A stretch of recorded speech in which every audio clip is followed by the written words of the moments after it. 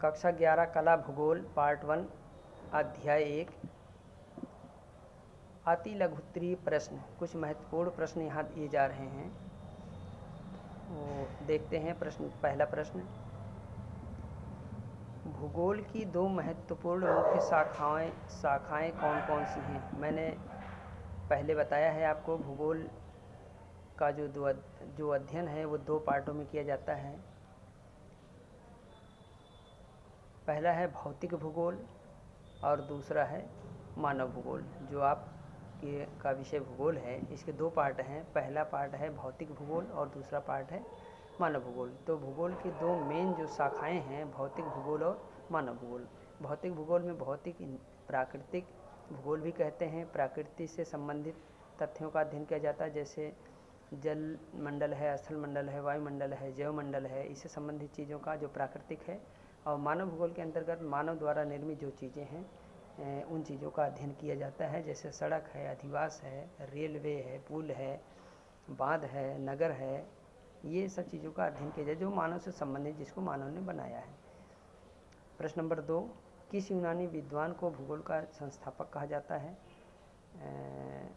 प्रसिद्ध यूनानी विद्वान इरेटोस्थनीज को भूगोल का जनक माना जाता है।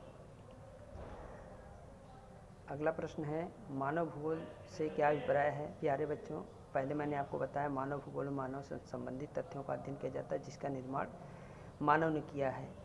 तो मानव भूगोल में मनुष्य तथा उसके पर्यावरण के मध्य पारस्परिक संबंधों तथा उससे उत्पन्न दृश्यों का अध्ययन किया जाता है। यानी मनुष्य और पर्यावरण के बीच जो संबंध है उसका अध्ययन किया जाता है। मनुष्य का जल से क्या संबंध है, मनुष्य का भूमि से क्या संबंध है, मनुष्य का वायु से क्या संबंध है, इन चीज़ों का अध्ययन किया जाता है। और जो मनुष्य ने नए स्थल रूपों का निर्माण किया है, मैंने पीछे आपको बताया, जैसे सड़क है, रेल मार्ग है, पुल है, बांध है, नगर है, अधिवास है, उद्योग है, ये सब चीज़ें क्या है? पशुपालन है, कृषि है, ये सब क्या है? मानव भूगोल से संबंधित है। इन चीज़ों का इसमें अध्ययन किया जाता है। और इसके अलावा मानवीय क्रियाओं और गुणों का भौगोलिक अध्ययन किया जाता है।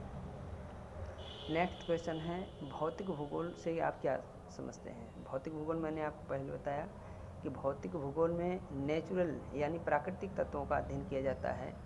तो इसमें मुख्य रूप से स्थल मंडल, जल मंडल, वायुमंडल, जैव मंडल आता है। ये भौतिक भूगोल के विषय के अंतर्गत है। तो स्थल मंडल में जैसे अपक्षय है, अपरदन है, खनिज है, भूकंप है, ज्वालामुखी है, ये सब चीज़ें भौतिक भूगोल से संबंधित है, स्थल मंडल से संबंधित है।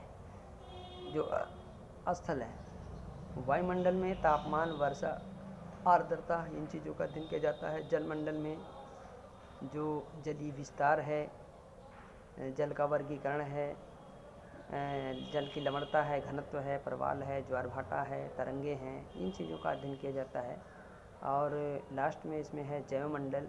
जैव मंडल में धरती पर पाए जाने वाले जितने भी जीव हैं, चाहे वो पादप जगत यानी जो पेड़ पौधे हैं, वनस्पतियाँ हैं, यानी प्लांट किंगडम, और इसके अलावा जो जीव जंतु हैं जितने भी पाए हैं, एनिमल किंगडम, जितने भी जीव पाए जाते हैं धरती पर, उनका अध्ययन जैव मंडल के अंतर्गत किया जाता है। सभी जीवों का अध्ययन किया जाता है, चाहे वो वनस्पतियों से संबंधित हो, चाहे जीवों से संबंधित हो।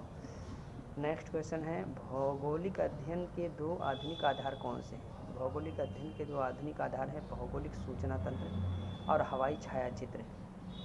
भौगोलिक सूचना तंत्र और हवाई छायाचित्र।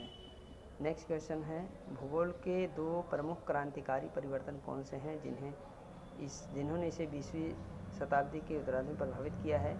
तो इसके दो क्रांतिकारी परिवर्तन हैं। नंबर 1 है अन्य विज्ञानों तथा शास्त्रों से संबंध, यानी भूगोल का अन्य विज्ञानों से संबंध। अन्य विज्ञानों मतलब भूगोल का भौतिक विज्ञान जो है उनसे भी संबंध है, भूगोल का जो सामाजिक विज्ञान है या मानव जो भूगोल है उससे भी संबंध है।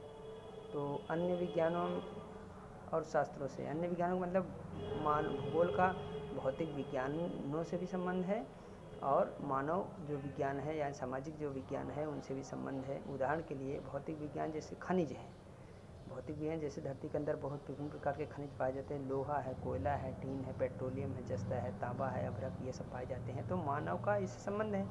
मानव ने धरती के अंदर से जो खनिज तेल है उसको निकाल कर अपने लिए उपयोगी बना दिया है। तो मानव का खनिज तेल से संबंध है, मानव का लोहे से संबंध है, मानव का जो अभ्रक है उससे संबंध है।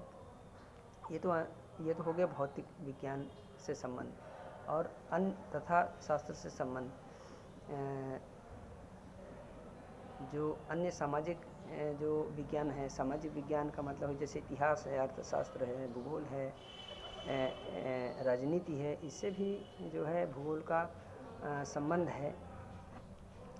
तो जैसे इसमें अन्य शास्त्रों में मैंने भौतिक विज्ञान में एक तो खनिज संसाधन है, खनिज से संबंध भूगोल का बता दिया। दूसरा आप देखिए सामाजिक विज्ञान में या मानव भूगोल में जो राजनीति शास्त्र है या जो इतिहास है शास्त्र है, तो इसका भूगोल से इतिहास से संबंध है। भूगोल का इतिहास से संबंध का मतलब यह है कि जैसे हम भौगोलिक जब तत्वों का अध्ययन करते हैं, भौगोलिक तत्वों का मतलब कोई भी किसी देश का अगर हम अध्ययन करते हैं तो देखते हैं उसका विस्तार कितना है, उसकी सीमाएं कहाँ कहाँ तक है, किन देशों से मिली हुई है, और उसमें भूखंड कैसा पाया जाता है, और ये जो भूखंड है उसकी रचना कब कब हुई। तो ये चीज़ें जानने के लिए हम क्या करते हैं, हम इतिहास का अध्ययन करते हैं। जब तक इतिहास का अध्ययन नहीं करेंगे तब तक हमको पता नहीं चलेगा कि इन देशों का निर्माण जो है, जो सीमाएं हैं, उनका निर्माण कब हुआ, कैसे हुआ, इनकी उत्पत्ति कैसे हुई। तो भूगोल का कहीं ना कहीं इतिहास से संबंध है। यानी इतिहास का हम अध्ययन नहीं करेंगे तो हमें पता नहीं चलेगा कि जीवों की उत्पत्ति कब हुई, इसकी रचना कैसे हुई। तो ये इतिहास अन्य विज्ञानों के संबंध का मतलब है विज्ञान में जो भौतिक विज्ञान है उससे भी भूगोल का संबंध है, जो मानव भूगोल है या सामाजिक भूगोल है उससे भी भूगोल का कहीं ना कहीं संबंध है, एक दूसरे से जुड़ा हुआ है। और दूसरा है पृथ्वी पर पाए जाने वाले विभिन्न प्राकृतिक और मानवीय तत्वों के पारस्परिक संबंधों का अध्ययन। पृथ्वी पर पाए जाने विभिन्न प्राकृतिक तत्व, प्राकृतिक तत्व क्या है? प्राकृतिक तत्व जैसे तापमान है, वर्षा है, आर्द्रता है, जल है, पर्वत है, पठार है, मैदान है, प्राकृतिक तत्व हैं। और मानवीय तत्वों के, जो मानवीय तत्व क्या हैं? मानवीय तत्व के मतलब मैंने आपको बताया कि इसमें सड़कें हैं, रेल है, अधिवास है, नगर है, पुल है, उद्योग हैं, तो ये मानवीय तत्व हैं। तो इन मानवीय तत्वों का प्राकृतिक तत्वों से घनिष्ठ संबंध है। ठीक है, तो जैसे सड़कें हैं, सड़कें कहाँ बनाता है आदमी? सड़कें बनाता है भूमि पे बनाता है, तो भूमि एक प्राकृतिक तत्व है, और सड़क जो है वो मानवीय तत्व है। तो सड़कें या रेल का पुल है, नगर है, उद्योग है, अधिवास है, पशुपालन है, कृषि है, ये मानवीय तत्व हैं। तो मानवीय तत्व प्राकृतिक तत्व से जुड़े हुए हैं, इनको कभी अलग नहीं किया जा सकता है। तो ये कुछ अति लघुत्तरी जो सवाल थे, इम्पोर्टेंट सवाल थे, इसको मैंने आपको जो है बता दिया है।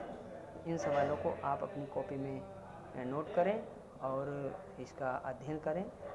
तो मैं समझता हूँ आपको ये सारी बातें जो मैंने बताई है पूरी तरह से कंठस्थ हो जाएगी, इसमें किसी प्रकार की कोई आपको परेशानी नहीं होगी।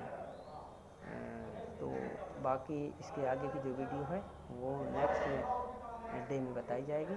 आज का जो कार्य है या जो हमारा अध्ययन है यहीं पर समाप्त होता है।